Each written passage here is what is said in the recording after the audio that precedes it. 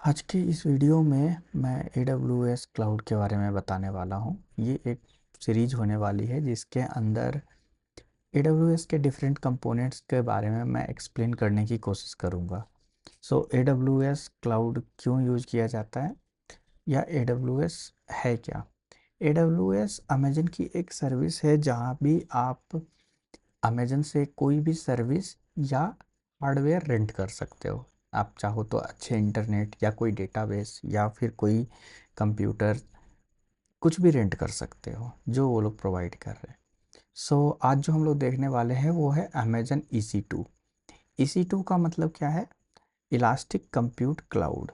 ये एक सर्विस है जिसमें आप अमेजन को प्रायरली बता देते हो कि आपको कौन सा कंप्यूटर चाहिए, कौन से ऑपरेटिंग सिस्टम के साथ चाहिए और कितना उसमें कंप्यूट होना चाहिए।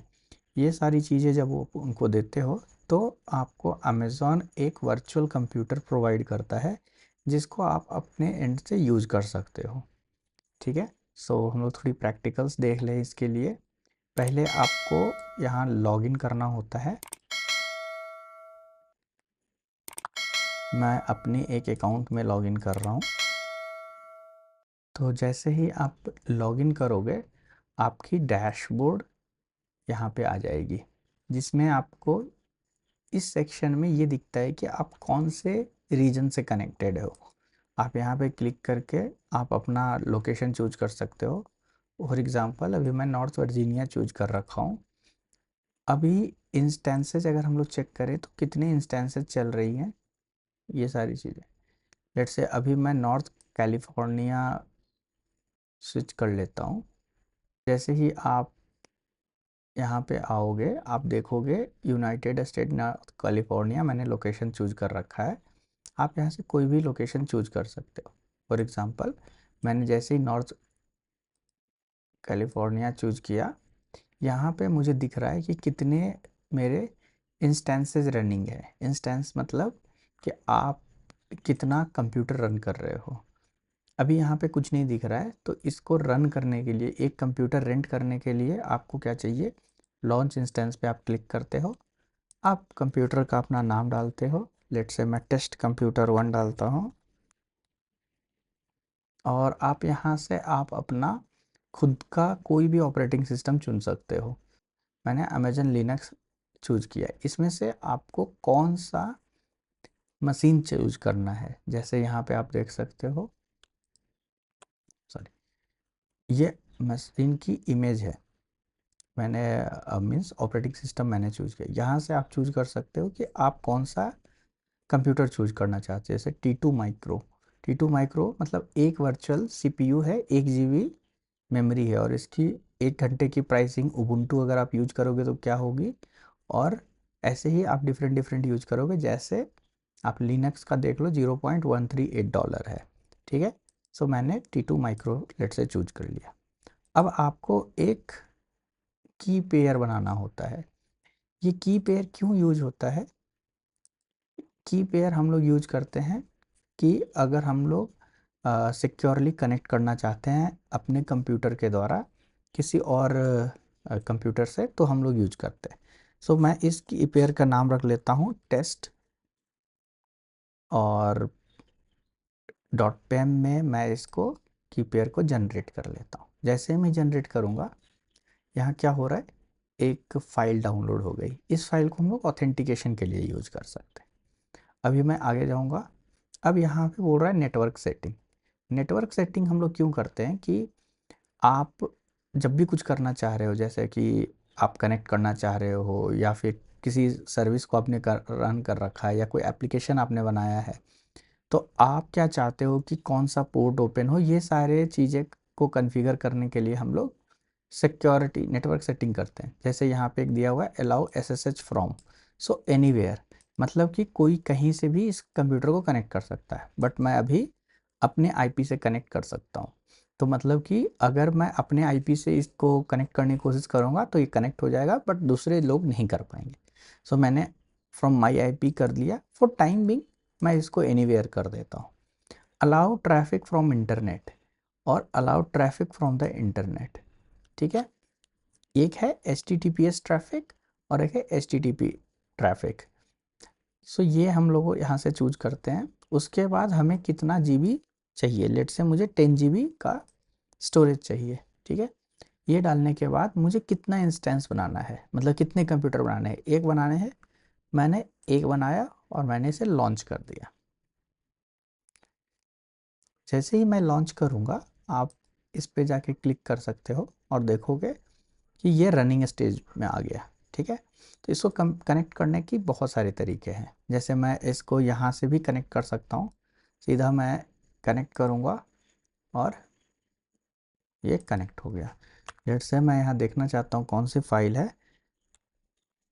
सो कोई फाइल नहीं है। मैं चेक करता हूँ कि मैं कौन हूँ, तो EC2 यूज़र हूँ, ठीक है। ऐसे ही हम लोग कोई भी कनेक्ट कर सकते हैं। अब मान लो मुझे अपने लोकल सिस्टम से इसको कनेक्ट करना है थ्रू कमांड, तो हम लोग कैसे करेंगे? तो इसके लिए हम लोग क्या करते हैं, टर्मिनल ओपन कर लेंगे। अभी मैंने जहाँ भी ये फाइल डाउनलोड किया है, मैं वहाँ जाके इसको एक बार देख लेता हूँ। सो मैंने टेस्ट करके एक फ़ाइल डाउनलोड किया है, तो मैं यहाँ चेक कर लेता हूँ टेस्ट नाम का कोई फ़ाइल है कि नहीं, test.pem। सो इसके लिए पहले मुझे परमिशन देना पड़ेगा, chmod 400 test.pem। अभी इसको परमिशन मिल चुकी है। अब हम लोग क्या करेंगे, इस कंप्यूटर को इस IP एड्रेस से कनेक्ट करने की कोशिश करेंगे। तो मैं इसको कॉपी कर लेता हूँ। तो हम लोग इसको कैसे कनेक्ट कर सकते हैं, इसके लिए पहले हम लोग टर्मिनल ओपन करेंगे। यहाँ पे सबसे पहले हम लोग क्या करेंगे, ये देखेंगे कि ये फाइल जो मैंने डाउनलोड किया है वो है कि नहीं। सो सबसे पहले मुझे उस फोल्डर में मूव करना पड़ेगा।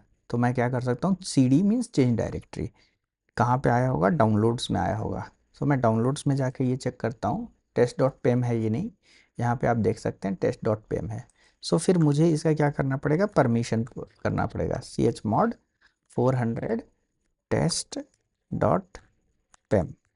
जैसे ही मैं ये डालूंगा तो मेरे फाइल को परमिशन मिल चुकी है। अब हम लोग क्या करेंगे, सबसे पहले लिखते हैं SSH, क्योंकि हम लोग SSH के थ्रू कनेक्ट कर रहे हैं, -i मीन्स .i, उसके बाद करंट फाइल का path, so test.pem and then IP address is this one। तो इसके बाद हम लोग लिखते हैं @EC2 यूज़र, क्योंकि मेरा यूज़र क्या था, EC2 यूज़र था। सॉरी, ये EC2 यूज़र पहले आएगा, मैं यहाँ मिस्टेक कर रहा हूँ। यहाँ पे होगा EC2 डैश यूज़र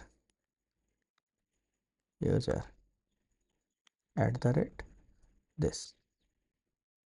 अब ये मुझसे पूछ रहा है कि आप इसको कनेक्ट करना चाहते हैं, मतलब कि SSH की को कनेक्ट करना चाह रहे हो, तो आप यहाँ S सिंपली डाल दो। अब क्या होगा, मैं कनेक्ट हो चुका हूँ। अभी मैं यहाँ चेक करूँगा who am I, so EC2 user.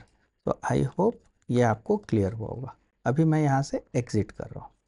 सो ये क्लोज हो गया है। एक बात यहाँ ध्यान देने वाली है, जो EC2 सर्विस है वो आपको पर आवर का बिलिंग करता है। मतलब आपने एक बार अगर कंप्यूटर स्टार्ट कर लिया, तो आप 1 मिनट चलाओ या 59 मिनट 50 सेकेंड चलाओ, 59 सेकेंड चलाओ, आपका चार्ज वही लगेगा। तो 1 घंटे का चार्ज इसमें कांस्टेंट होता है। तो एवरी 1 आवर का मिनिमम बिलिंग आप कर सकते हो। तो 1 hour 2 hour 3 hour like that इसमें बिलिंग होता है। अब इसके अंदर और भी बहुत सारे फीचर्स होते हैं, जैसे सिक्योरिटी से आप चाहो तो अपने सिक्योरिटी ग्रुप में, जैसे आप देख सकते हो यहाँ पे इनबाउंड रूल्स हैं, आउटबाउंड रूल है। फॉर एग्जांपल आपने कोई मे बी कोई सर्विस रन किया है, तो आप कैसे वर्क करोगे, आप पहले इस कंप्यूटर पे मे बी 3000 पोर्ट पे आपने कुछ डिप्लॉय कर रखा है, और आप चाहते हो कि 3000 पोर्ट से में ट्रैफिक आए भी और जाए भी। तो इसके लिए आने के लिए एडिट इनबाउंड रूल करके हम लोग यहाँ पोर्ट ऐड कर सकते हैं। सो पोर्ट नंबर कितना है, 3000 में भी, एंड कहाँ से ट्रैफिक आना है, लेट से फ्रॉम एनीवेयर फ्रॉम इंटरनेट, आप ये सेव कर सकते हो। ऐसे ही करके आप मल्टीपल ट्रैफिक रूल्स आप डाल सकते हो। ऐसे ही मैं आउटबाउंड रूल्स यहाँ से कर सकता हूँ। तो आउटबाउंड रूल तो सारे पोर्ट पे ऑलरेडी जा रहा है, बट अगर मान लो कुछ स्पेशल केस है तो आप यहाँ से कंट्रोल कर सकते हो। ठीक है, ये हो गया। इसके बाद इसके अंदर एक और चीज़ होती है, EC2 के अंदर आप जो अभी यूज कर रहे हो, ये आप sort of reserved instance use कर रहे हो। मीन्स आप सॉर्ट ऑफ एक कंप्यूटर यूज कर रहे हो जो कि सर्टेन आपको चार्ज देगा, बट एक अलग तरह की कंप्यूटर भी आपको मिलती है जिसको हम लोग बोलते हैं स्पॉट। स्पॉट के अंदर क्या होता है कि मान लो कोई अपना बना रखा है कंप्यूटर और कोई यूज नहीं कर रहा है उस कंप्यूटर को, तो AWS क्या करता है, आप उसको ले सकते हो और यूज कर सकते हो। सो आप यहाँ पे जाके आप स्पॉट इंस्टेंसेस का सारी चीज़ें डाल के आप लॉन्च कर सकते हो। अगर आपकी कोई भी स्पॉट मशीन्स अवेलेबल होगी तो आपको एक स्पॉट इंस्टेंस मिल जाएगा। इसका मतलब ये है कि जब आपको स्पॉट इंस्टेंस मिलता है, इसमें दो चीज़ होती है, आपकी चार्जेस अराउंड 70 to 80% तक कम हो सकती हैं नॉर्मल चार्जेस से। सेकेंड थिंग है, इसकी ड्रॉबैक ये होती है कि लेट से जो इसका एक्चुअल यूजर था, जब उसने अगर अपनी मशीन को रिक्वेस्ट भेजना शुरू किया या वो यूज करना चाहेगा, तो AWS आपका प्रोसेस टर्मिनेट करके उनको असाइन कर देगा। तो यहाँ पे आप जो भी एप्लीकेशन रन करते हो या कुछ भी आप रन करते हो, ये आपको बहुत चीपर पड़ता है, बट वो स्टेटलेस एप्लीकेशन होना चाहिए। मतलब मे बी कोई प्रोसेस है जो कि आप रन कर रहे हो, टेस्टिंग के लिए यूज कर रहे हो, अगर वो डिस्ट्रॉय भी हो जाए तो कोई प्रॉब्लम नहीं है, तो आप स्पॉट इंस्टेंस यूज कर सकते हो। तो आई थिंक EC2 कैसे स्टार्ट करते हैं ये क्लियर होगा। इसमें से एक और सेटिंग मैं बताना चाहता हूँ। जैसे आप अगर चाहते हो कि ये कंप्यूटर कोई बाय एक्सीडेंट या आप एक्सीडेंटली इसको बंद ना कर दो, तो इसके लिए आप क्या कर सकते हो, यहाँ से आप इंस्टेंस सेटिंग में जाके टर्मिनेशन प्रोटेक्शन को ऑन कर सकते हो, तो कोई इसे बंद नहीं कर पाएगा, टर्मिनेट नहीं कर पाएगा। आप इसको आके दोबारा से स्टार्ट कर सकते हो यहाँ डिसेबल करके। ये हो गया। इसके बाद अगर मान लो मैं चाहता हूँ इस मशीन को कनेक्ट करना, फॉर एग्ज़ाम्पल, सो मैं कैसे कनेक्ट कर सकता हूँ, ओवर इंटरनेट। मैं यहाँ से पब्लिक IP, जैसे फॉर एग्ज़ाम्पल ये पब्लिक IP है, 1 मिनट, ये एक पब्लिक IP है और मैं यहाँ से डालूँगा तो अभी ये नहीं जा रहा है कुछ भी। रीज़न बीइंग कि मैंने कोई पोर्ट यहाँ ओपन नहीं कर रखा है। लेट से मैं पोर्ट नंबर 80 पे कुछ ओपन कर रखूँगा, सो या 3000 पे मैं ओपन कर रखूँगा, तो मैं ऐसा लिखूँगा 3000। अगर कोई प्रोसेस रन होगा तो यहाँ से हम लोग कनेक्ट कर पाएंगे सिंपली। दूसरी चीज़ है, आप अगर चाहो तो ये भी यूज कर सकते हो। ठीक है, मैं अगले वीडियो में आपको ये दिखाऊंगा, कोई टेस्ट एप्लीकेशन को डिप्लॉय करके दिखाऊंगा कि कैसे आप EC2 में कोई एप्लीकेशन डिप्लॉय कर सकते हो, उसको ओवर द इंटरनेट कनेक्ट कर सकते हो और उसको आप कैसे किसी डोमेन से कनेक्ट कर सकते हो मे बी। ठीक है, okay, thank you so much.